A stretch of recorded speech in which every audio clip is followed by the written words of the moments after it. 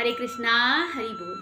आज मैं सुनाऊंगी आपको एक और कहानी। एक बार एक आदमी एक मुनि के पास जाता है और उनसे पूछता है कि ऋषिवर, मुझे यह बतलाइए कि खुश रहने का राज क्या है।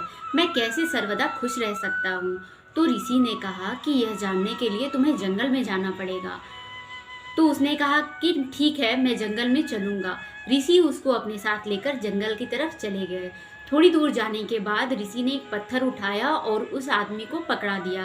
वह आदमी पत्थर को हाथ में लेकर ऋषि के पीछे पीछे चलता रहा। थोड़ी देर बाद उसके हाथों में दर्द होने लगा, लेकिन उसने वह पत्थर जमीन पर नहीं रखा।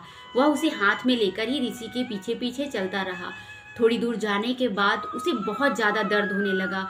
उसे असहनीय दर्द महसूस होने लगा। वह बर्दाश्त नहीं कर पा रहा था। तो उसने ऋषि से कहा कि मुनि, मुझे बहुत ज़्यादा दर्द हो रहा है, मैं इस पत्थर का क्या करूं।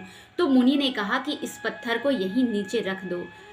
तो उस आदमी ने उस पत्थर को वहीं पे रख दिया। फिर मुनि ने कहा कि यही है खुश रहने का रहस्य। तो उसने पूछा कि मुनिवर, इसका राज मुझे समझ में नहीं आया। तो ऋषि कहते हैं कि यह जो पत्थर है यह दुख है। हम भी अपने दुखों को जिंदगी भर ढोते रहते हैं और जिस कारण हम दुखी रहते हैं, निराशा में रहते हैं। तो जितना जल्दी से जल्दी हो सके तुम अगर दुख को अपने जीवन से निकाल कर उसे दूर कर दोगे, तुम उतने अधिक खुश रहोगे और स्वस्थ रहोगे। तो यही है खुश रहने का राज। तो हम भी वैसे ही करते हैं।